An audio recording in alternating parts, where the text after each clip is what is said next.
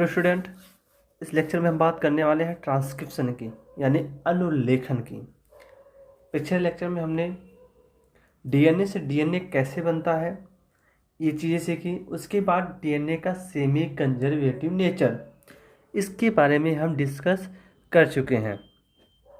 इसमें हमको देखना है कि डीएनए से कैसे आरएनए का या बोले तो एमआरएनए का कैसे फॉर्मेशन होता है। एक्चुअली में जो डीएनए से आरएनए बनता है उसे हम बोलते हैं एच आर एन ए। ठीक है, एचआरएनए से फाइनली एमआरएनए बनाया जाता है। ठीक, तो जो आपका आरएनए होता है एक्चुअली जब डीएनए से बनता है वो एच आर एन ए होता है। ठीक, बाद में उसे फिर से उसमें कुछ चेंजेस की जाती हैं, कुछ काट के कुछ चीज़ें निकाली जाती हैं, जिसे बोला जाता है एमआरएनए, मैसेंजर आरएनए। ओके, तो यहाँ पर जैसे कि डीएनए है, डीएनए से एमआरएनए से पहले से एचएनआरएनए से होकर गुजरना पड़ेगा। डीएनए से एचएनआरएनए बनता है, एचएनआरएनए से एमआरएनए बनता है, एचएनआरएनए। ठीक, अब बात करते हैं अनुलेखन में होता क्या है। डीएनए आपका केंद्र में प्रेजेंट होता है, सेल है। ठीक है, सेल में न्यूक्लियस होगा, न्यूक्लियस में डीएनए प्रेजेंट है। तो डीएनए से आरएनए की प्रोसेस कहाँ होगी? केंद्रक में। ठीक, क्योंकि पता है आपको जो डीएनए होता है ये आपका केंद्रक से बाहर निकलने में सक्षम नहीं होता, यानी डीएनए आपका आरएनए से बाहर नहीं निकल सकता। सॉरी, डीएनए आपका केंद्रक से बाहर नहीं निकल सकता। तो इसके लिए आरएनए ही केंद्र के अंदर जाके डीएनए से मैसेज लेकर बाहर आता है। तो अगर पूछा जाए डीएनए से एमआरएनए यानी ट्रांसक्रिप्शन की प्रोसेस कहाँ चलती है, तो आपका आंसर होगा न्यूक्लियस में।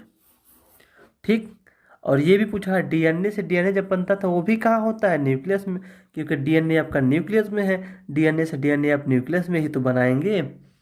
अच्छा, तो इसमें लिखा भी गया है जो आपका अनुलेखन की प्रोसेस होती है ये आपका केंद्रक में होता है। ठीक है, केंद्रक के अंदर ही सारी प्रोसेस चलती हैं आपकी। उसके बाद कहते हैं डीएनए के डबल स्ट्रैंड से आरएनए, कहते हैं कि जो आपका डीएनए होता है कैसे होता है? डबल स्टैंडर्ड होते हैं, उसमें 2 स्टैंड्स होते हैं। उसे हम सिंगल स्टैंड की आरएनए की सिंथेसिस करने जा रहे हैं। यानी कि डीएनए के जो 2 स्टैंड हैं, एक स्टैंड ये हुआ, दूसरा स्टैंड ये है, इससे हम एक स्टैंड की एमआरएनए बनाने जा रहे हैं। तो देखो जो डीएनए होता है वो कॉम्प्लीमेंट्री यानी पूरक पे होता है कि नहीं? अभी तक आप कॉम्प्लीमेंट्री सीखते आ रहे हैं। कॉम्प्लीमेंट्री क्या होता है? जो आपके समाचार होते हैं नाइट्रोजनस बेस, उनका अपोजिट रूप, जैसे कि एडेनिन हमेशा थायमिन के साथ बॉन्ड बनाता है और साइटोसिन हमेशा ग्वानिन के साथ ही बॉन्ड बनाता है। तो जहाँ साइटोसिन होगा उसका अपोजिट ग्वानिन, साइटोसिन का अपोजिट ग्वानिन, थायमिन का अपोजिट एडेनिन या एडेनिन का अपोजिट थायमिन। तो ये क्या होता है? एक दूसरे का कॉम्प्लीमेंट्री है। और 3 to 5 प्राइम अगर एक स्टैंड है तो दूसरा 5 to 3 प्राइम होगा। ठीक, तो ये हमेशा कॉम्प्लीमेंट्री के बेस पे लगते आ रहे हैं। और डीएनए से जो आरएनए एमआरएनए बनेगा ये भी कॉम्प्लीमेंट्री पे ही बेस्ड होगा। अब कहते हैं डीएनए से आरएनए बनाते समय यहाँ भी पूरा के कॉम्प्लीमेंट्री का नियम लगेगा। मैंने आपको बताया ना, यहाँ भी कॉम्प्लीमेंट्री का ही रूल लगता है, उसी से हम डीएनए से एमआरएनए की सिंथेसिस कर देते हैं। अब डीएनए से एमआरएनए बनाने से पहले हमें कुछ टर्म्स सीखने होंगे जो आपको आपके लिए बेहद इम्पोर्टेंट है। अगर हम इस टर्म को नहीं सीखते हैं तो आगे चल के हमें प्रॉब्लम होगी या समस्या होगी।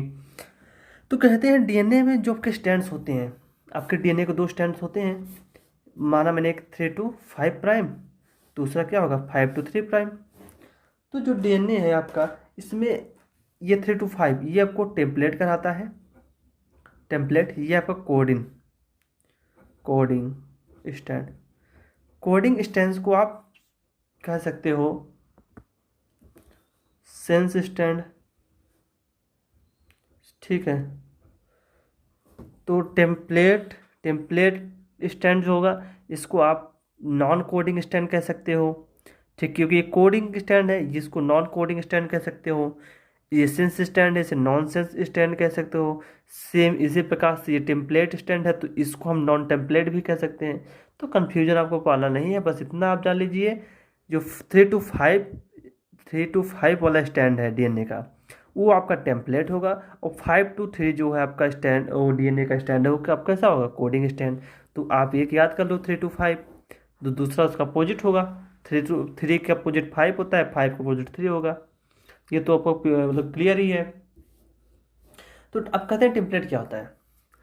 कोई भी ऐसा स्टैंड डीएनए का, इसे बोल दो कोई भी डीएनए का ऐसा स्टैंड जिसको देखकर आप आरएनए डीएनए की, जिसे जिसे देखकर आप डीएनए की या आरएनए की चेन बना सको, यानी डीएनए से डीएनए या डीएनए से आरएनए की चेन बना सके, उसे कहते हैं टेम्पलेट।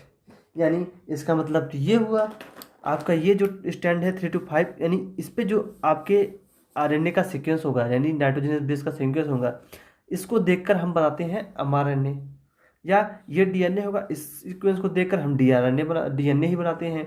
तो डीएनए का ऐसा स्टैंड जिसे देखकर आप डीएनए या आरएनए की चेन बना सकें। तो यहाँ पर जो डीएनए या आरएनए की चेन बनेगी वो भी कॉम्प्लीमेंट्री पे बेस होगी, पूरक पे बेस होगी। ध्यान रखना, डीएनए से आरएनए एमआरएनए का बनना, ठीक है, या डीएनए से डीएनए का बनना, दोनों में ही कॉम्प्लीमेंट्री लगेगा। हमेशा ध्यान रखना, दोनों पे पूरक का नियम लगेगा। यानी जो अर्निन, थायमिन और साइटोसिन, ग्वानिन, ये हमेशा एक दूसरे के स्टैंड के अपोजिट आते रहते हैं। इसमें आपको आसानी होगी। डीएनए अगर स्टैंड दे दिया गया तो आप एमआरएनए की स्टैंड आराम से बना सकते हैं। डीएनए की एक स्टैंड दे दिया गया, दूसरा स्टैंड आप देख के बना सकते हैं। कॉम्प्लीमेंट्री बेस होते हैं तो कोई इसमें दिक्कत नहीं होती है। अभी मैं आपको आगे एग्जाम्पल करके दिखाता भी हूँ कैसे कॉम्प्लीमेंट्री बेस होते हैं, ठीक है। अब उसके बाद सीखते हैं कोडिंग स्टैंड क्या होता है। एक्चुअली क्या होता है, जो डीएनए का दो स्टैंड्स हैं, एक 3 to 5 टेम्पलेट है और 5 to 3 ये कोडिंग स्टैंड कहलाएगा। कोडिंग स्टैंड मतलब देखो संकेती या संवेद सूत्र। संवेद मतलब जिसमें आपकी मैसेज हो, ठीक है। एक्चुअली में जो होता है कोडिंग स्टैंड मतलब ऐसे कोडिंग वर्ड क्या होता है, कोड करना चीज़ों को, मतलब किसी चीज़ को कोड करना मतलब जानना। तो एक्चुअली में हमें जो कोडिंग चाहिए, जो जीन चाहिए था, जीन्स जिस जीन्स का एमआरएनए चाहिए तो वो कोडिंग वाले का चाहिए था। अब कहते हैं अगर हम कोडिंग वाले के जीन का नाइट्रोजन देख के बनाए तो कॉम्प्लीमेंट्री होता है।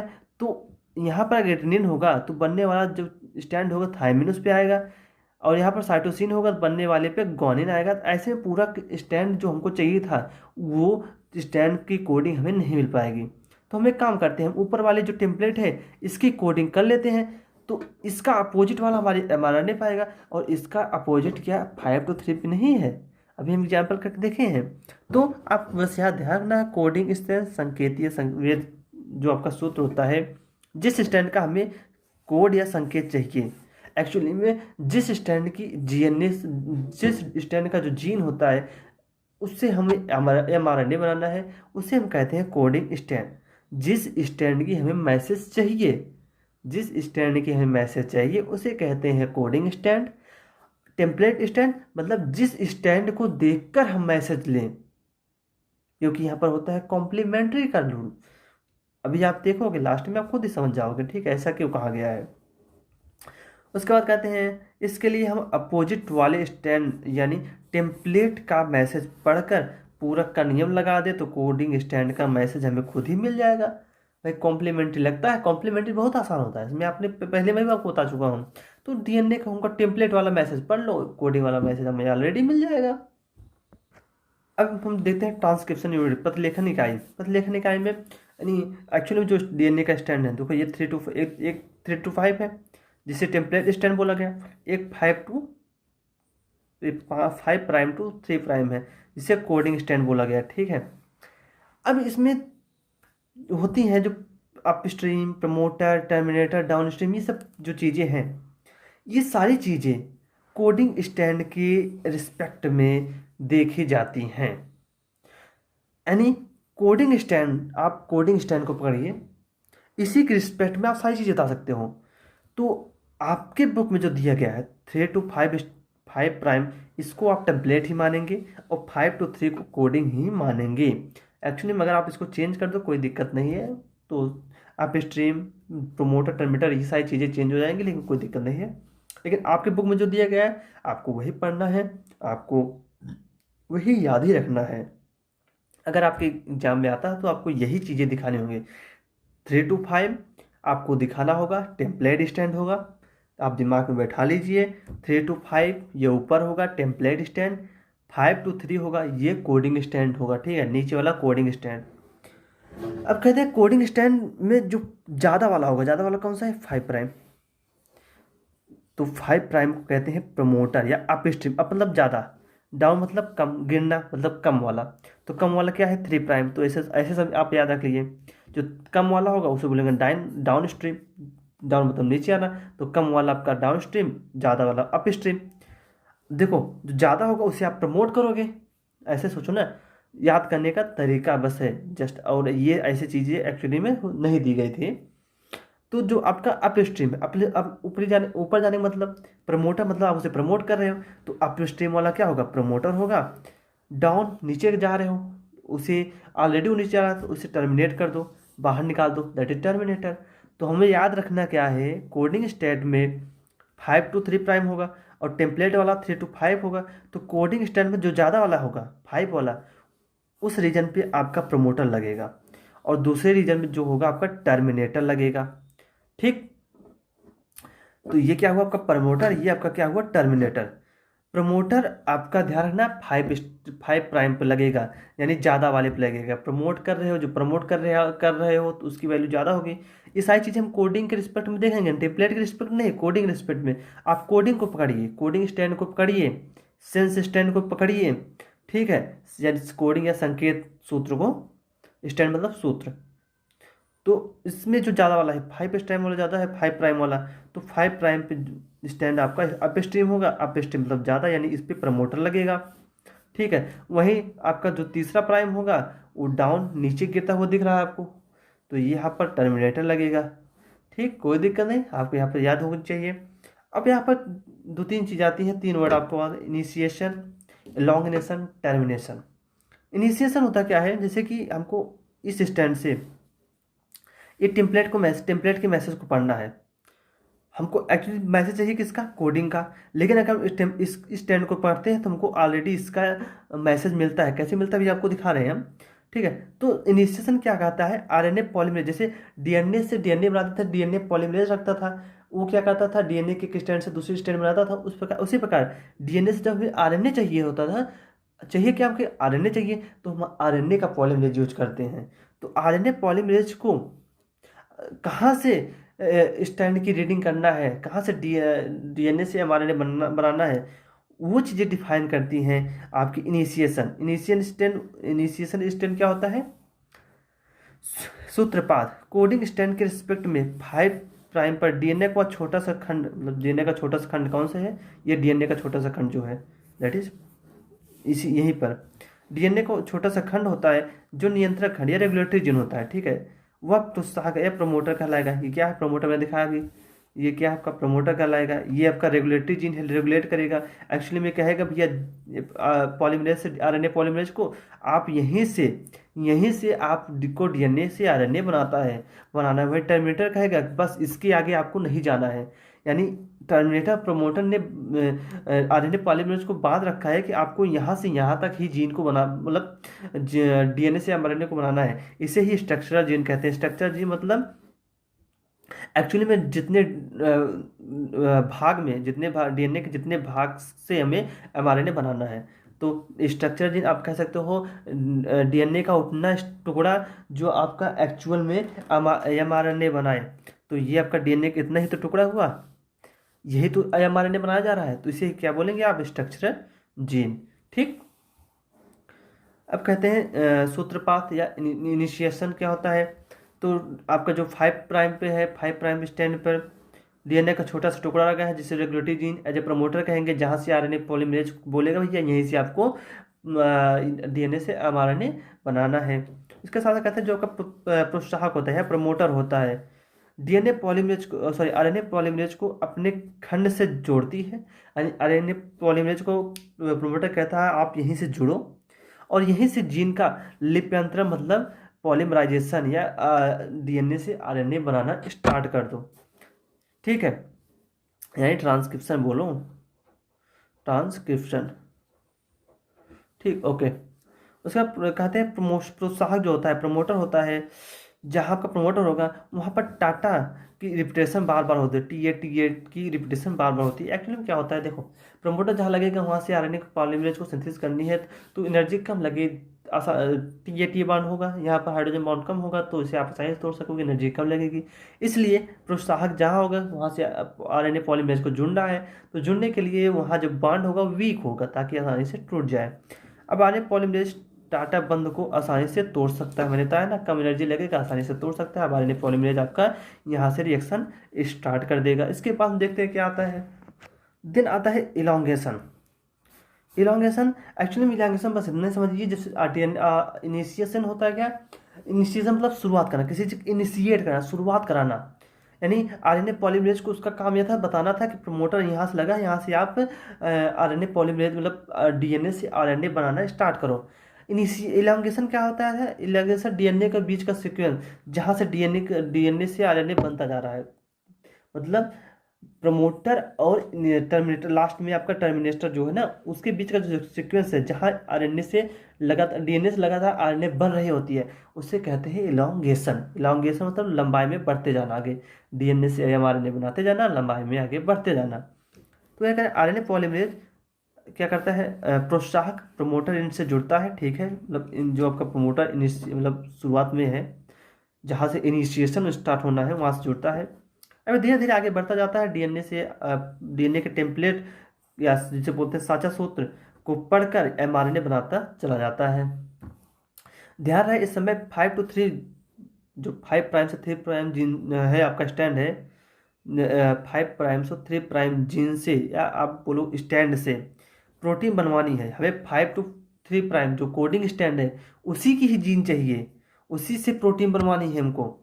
लेकिन यहाँ पर हम टेम्पलेट कॉम्प्लीमेंट्री का नियम है, यहाँ पर कॉम्प्लीमेंट्री रूल लगता है, जिससे हमें फ़ायदा क्या होता है, हम टेम्पलेट, जिससे हमें टेम्पलेट के मैसेज को पढ़ना होता है, टेम्पलेट के जो समाचार होते हैं उसको देखकर एमआरएनए बनाना होता है, और मतलब खुद ही हमें ऑलरेडी हमें कोडिंग सीक्वेंस मिल जाती है, कोडिंग स्टैंड का जो संकेत होते हैं, जो आपके मैसेज होते हैं वो हमको मिल जाते हैं।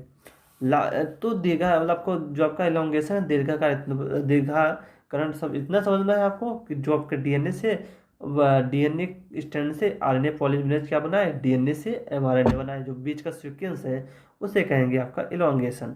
वही टर्मिनेशन मतलब टर्मिनेट करना, मतलब एंड, डीएनए से एमआरएनए के जो बनने खत्म होना, मतलब ऐसा आप समझो। अब आरएनए पॉलीमरेज क्या कर रहा था, डीएनए से एमआरएनए बना रहा था, लेकिन हमको मैसेज नहीं चाहिए, तो अब आरएनए पॉलीमरेज को निकलवाना कि भैया आप यहाँ पर आप पॉलीमराइजेशन रोक दो, अब आप हमें ज़रूरत नहीं है, हमको इतने ही डीएनए के सीक्वेंस से एमआरएनए बनाना था। तो कहते हैं अब इस अवस्था में आरएनए पॉलीमरेज एंड पर पहुँचता है, जहाँ आपका टर्मिनेटर लगा होगा, जहाँ पर हमें पैलेंड्रोम सीक्वेंस भी मिलेगा। पैलेंड्रोमिक सीक्वेंस क्या होता है, किसी चीज़ को आप आगे से पढ़ो या पीछे से पढ़ो, मतलब नंबर एक है, जैसे ना मन करके ना, आप आगे से पढ़ो या पीछे से पढ़ो तो वर्ड वही आ रहा है ना, तो उसे बोलते हैं पैलेंड्रोमिक सीक्वेंस। आप चाहो जिधर से पढ़ो आपका वो सीक्वेंस सेम हो, मतलब शब्द वही हो, आप आगे से पढ़ो या पीछे से पढ़ो। तो कुछ आपके पैलेंड्रोमिक सीक्वेंस भी मिलेंगे फाइनली जब आपका वो टर्मिनेशन होने वाला होगा, ठीक है, जहाँ से पॉलीमरेज आपका हटता है। इस प्रकार कोशिका में आरएनए अणुओं का संश्लेषण होता रहता है। तो डीएनए से एमआरएनए बनते हैं तो ढेर सारे से आपके आरएनए बनते होंगे, एमआरएनए बनते होंगे, तो ठीक है, तो एमआरएनए ठीक से ढेर सारे बनते होंगे, तो एमआरएनए डीएनए से एमआरएनए बनता है न्यूक्लियस में। लेकिन अब एमआरएनए ट्रांसफर होके आता है कहाँ, कोशिका में, न्यूक्लियस से बाहर कोशिका के जो कोशिका द्रव्य है उसमें आता है। देखो ये आपका पैलेंड्रोमिक सीक्वेंस है, सी जी, आप चाहो इधर से पढ़ो सी जी, चाहो इधर से पढ़ो सी जी, सेम है कि नहीं, सी जी तो सेम है। ए टी, उसके बाद फिर ए टी, और यहाँ से फिर ए टी, तो आप आगे से पढ़ो या पीछे से पढ़ो उसका सब्जेक्ट सेम हो, दैट इज पॉलीड्रोमिक सीक्वेंस। टर्मिनेशन मतलब अब देखो दो तीन चीज़ें, इनिशिएशन, इलॉन्गेशन, टर्मिनेशन, 3 वर्ड आए हमारे में।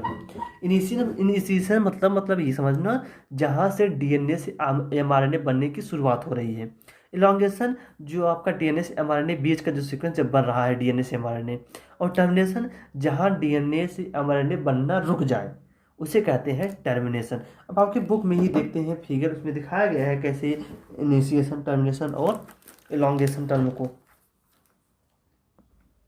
अब देखते हैं यहाँ पर, देखो ये है इनिशिएशन, ठीक, ये है इलॉन्गेशन, ये है टर्मिनेशन रीजन। अब यहाँ से ये लगा है प्रमोटर, ठीक है। अब आरएनए पॉलीमरेज, देखो आरएनए पॉलीमरेज क्या है, यहीं से आपकी शुरुआत करें, इनिशिएशन मतलब शुरुआत करना। तो आरएनए पॉलीमरेज यहाँ का प्रमोटर है, तो आरएनए पॉलीमरेज आके यहीं रीजन में बाइंड करेगा और यहाँ से आपकी डीएनए से एमआरएनए बनाना शुरुआत करना है। देखो ये टेम्पलेट रीजन है, टेम्पलेट रीजन से ही हमें क्या बनाना है, टेम्पलेट रीजन से हमें बनाना है एमआरएनए, टेम्पलेट स्टैंड को ही तो पढ़ना है। देखो यहाँ पर तोड़ा गया इस स्टैंड को, दोनों स्टैंड को तोड़कर हमें इसे ही, इसकी स्टैंड की हमें रीडिंग चाहिए। इलांगेशन, देखो इलांगेशन आपका प्रमोटर रीजन यहाँ पर है, टर्मिनेटर यहाँ पर, आरएनए पॉलीमरेज ये हमारे इतना एमआरएनए बनाकर यहाँ तक पहुँच चुका है। तो इलांगेशन मतलब आरएनए पॉलीमरेज आपकी एमआरएनए से डीएनए से एमआरएनए बनाती चली जा रही है। तो देखो इतना स्टैंड बना भी चुकी है mRNA, that is elongation. Termination, इतना बड़ा स्टैंड आपका बना चुकी है स्टैंड वो आरएनए पॉलीमरेज, और फाइनली ये देखो रिलीज भी हो गई, यहाँ से निकल गई, मतलब टर्मिनेट होना, बाहर निकलना, जहाँ से आपका डीएनए से एमआरएनए बनना बंद हो जाए उसे कहते हैं टर्मिनेशन, ठीक। इसके बाद हम सीखते हैं स्ट्रक्चरल जीन क्या होता है, सिग्मा फैक्टर क्या होता है, रो फैक्टर। स्ट्रक्चर में मैंने अभी आपको बताया, प्रमोटर से टर्मिनेटर के बीच में जो प्रेजेंट आपके जीन होंगे या डीएनए होंगे वो आपके स्ट्रक्चर जीन कहेंगे। एक्चुअली में डीएनए का वो पार्ट जो जिससे आप एमआरएनए बनाए जा रहे थे, प्रमोटर और टर्मिनेटर, ठीक, उसके बीच का जो सीक्वेंस था जिससे हम एमआरएनए बनाए जा रहे थे, तो आपका स्ट्रक्चर जीन कहलाएगा। सिग्मा फैक्टर क्या था, सिग्मा फैक्टर आरएनए पॉलीमरेज को बताता है भैया तुम्हें यहीं से डीएनए से एमआरएनए बनानी है, यानी एमआरएनए की सिंथेसिस तुम्हें कहाँ से करनी है, यहीं से करनी है। साथ में सिग्मा फैक्टर एमआरएनए को थोड़ा धक्का देता है, पुश करता है, ताकि एमआरएनए सॉरी एमआरएनए नहीं आरएनए पॉलीमरेज को, सॉरी यानी सिग्मा फैक्टर क्या करता है, आरएनए पॉलीमरेज को बताता है कि तुम्हें यहीं से प्रोटीन की सिंथेसिस करनी है, साथ में वो धक्का, प्रोटीन नहीं एमआरएनए की सिंथेसिस करनी है, और साथ में वो धक्का देकर आरएनए पॉलीमरेज को आगे बढ़ने के लिए प्रेरित करता है।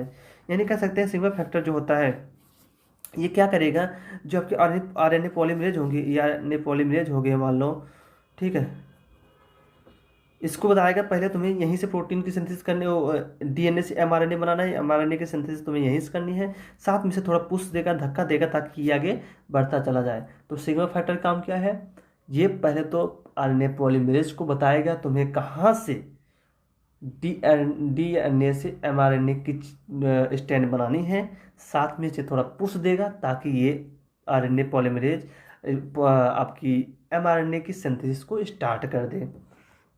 अब इसके बाद आता है रो फैक्टर। रो फैक्टर कहते हैं कि आरएनए पॉलीमरेज को ये बताता है कि भैया जो आपका आरएनए है, आरएनए की सिंथेसिस हो चुकी है, अब आरएनए की सिंथेसिस को बंद कर देना है। एक्चुअली में क्या होता है, ये टर्मिनेटर रीजन पे होता है रो फैक्टर, जैसे आरएनए पॉलीमरेज आपका टर्मिनेटर रीजन पे होता है, वहाँ से रो फैक्टर आरएनए पॉलीमरेज को हटाता है, और फाइनली आपकी जो डीएनए से एमआरएनए बन चुकी होती है, एमआरएनए को रिलीज कराता है, और इस प्रकार से आपका डीएनए से एमआरएनए बन चुका होता है। अब हम देखते हैं कैसे डीएनए से एमआरएनए का फॉर्मेशन होता है। तो हमने देखा था क्या, एक टेम्पलेट स्टैंड हुआ करता था, एक कोडिंग, लेकिन हमने अभी तक जो देखा, टेम्पलेट हमने ऊपर लिखा था और कोडिंग को नीचे लिखा था। टेम्पलेट आपका 3 to 5 था वहाँ भी, और यहाँ भी टेम्पलेट मैंने 3 to 5 लिखा। जो कोडिंग सीक्वेंस आपका 5 to 3 था, यहाँ भी मैंने वो लिखा। टेम्पलेट को मैंने इसलिए पहले लिख दिया क्योंकि हमें टेम्पलेट को ही देखकर एमआरएनए बनाना था, तो इसलिए हमने इस टेम्पलेट को नीचे लिख दिया, बाकी कोई ऐसा मकसद नहीं है। तो सब चीज़ें हम कहाँ से देखते थे, कोडिंग स्टैंड को मानकर। तो कोडिंग स्टैंड का ये 5 to 5 प्राइम होगा, यहाँ पर प्रोमोटर लगा होगा कि नहीं, और ये 3 to 5 प्राइम यहाँ पर टर्मिनेटर भी लगा होगा, ठीक है। ये आपका कोडिंग स्टैंड है, ये आपका कौन सा है, कोडिंग स्टैंड है, यहाँ पर लिखा गया है, और ये आपका टेम्पलेट स्टैंड है। टेम्पलेट स्टैंड को ही हम देखकर कैसे एमआरएनए की सिंथेसिस करते हैं। देखो कॉम्प्लीमेंट्री रूल लगता है, कॉम्प्लीमेंट्री रूल लगता है, पूरक का नियम लगता है। अब देखो ये आपका 3 to 5 है, ये टेम्पलेट है, इसकी हमें रीडिंग करनी है। यहाँ पर एडेनिन है, तो हमने यहाँ पर हमने क्या बनाना है, एमआरएनए। तो आपको पता होगा एमआरएनए में थायमीन नहीं होता, बल्कि इसके स्थान पे यूरेसिल होता है। मैंने आपको कई बार बता चुका हूँ ना। तो अब यहाँ पर एडेनिन के बाद थायमीन ना आकर यहाँ पर यूरेसिल लगेगा। तो ध्यान रखना, ये हम एमआरएनए की चेन बना रहे हैं, एमआरएनए की स्ट्रैंड बना रहे हैं। अगर डीएनए की स्ट्रैंड बनाते हो तो हम एडेनिन के बजाय थायमीन, यहाँ यूरेसिल के बजाय थायमीन लिखते हैं। लेकिन हम आरएनए बना रहे हैं तो जिसमें थायमीन ना होकर यूरेसिल होता है।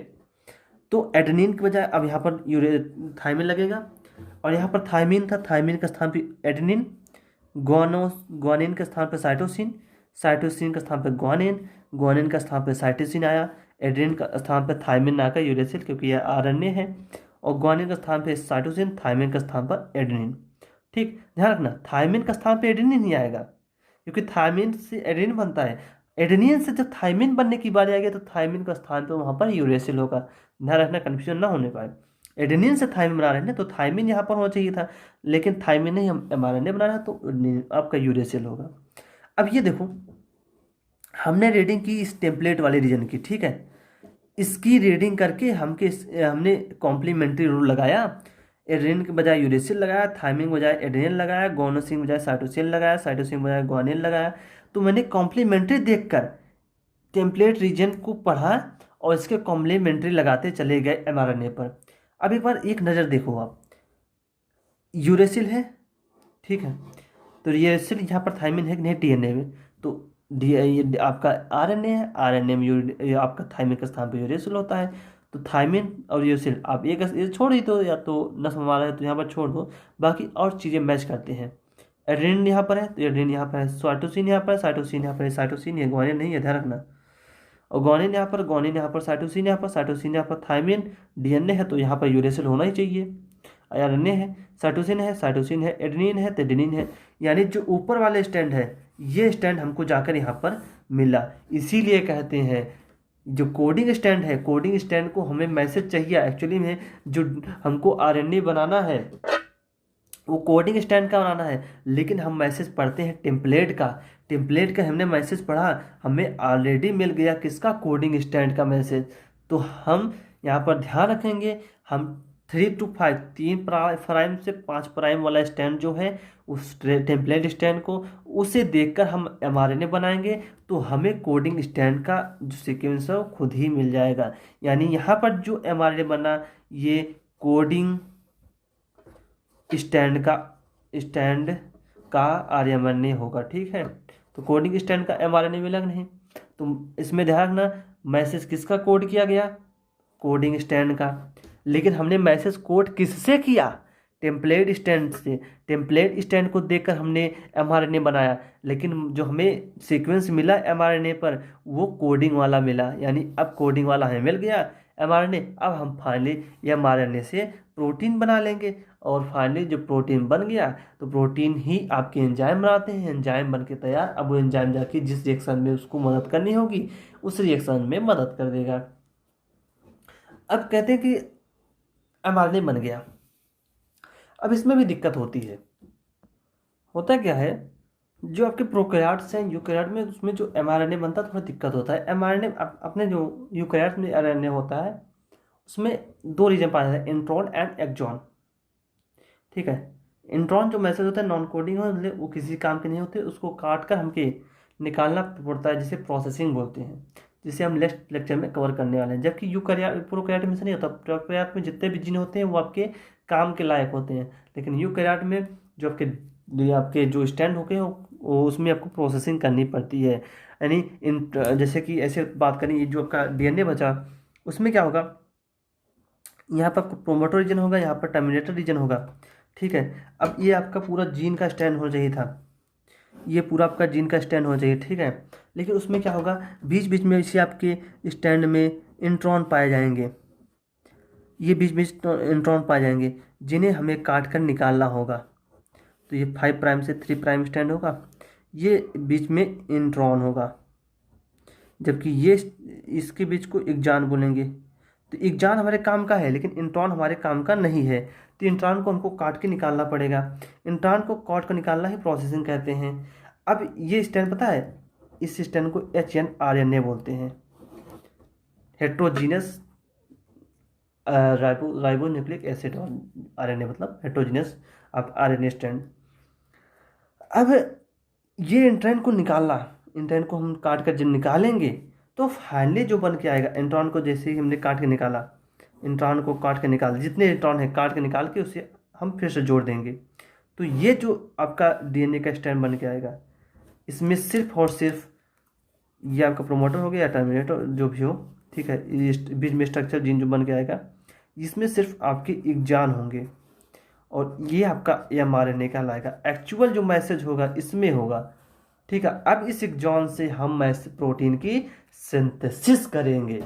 अब कैसे आपका इंट्रॉन काट के निकाले जाते हैं, कैसे एग्जान को जोड़े जाते हैं, ये सारी चीज़ें हम नेक्स्ट लेक्चर में कवर करने वाले हैं, ठीक। इसमें हम देखेंगे इंट्रॉन से कैसे एग्जान बनते हैं, साथ में जेनेटिक कोड के बारे में भी डिस्कस करेंगे, ठीक। Thank you so much.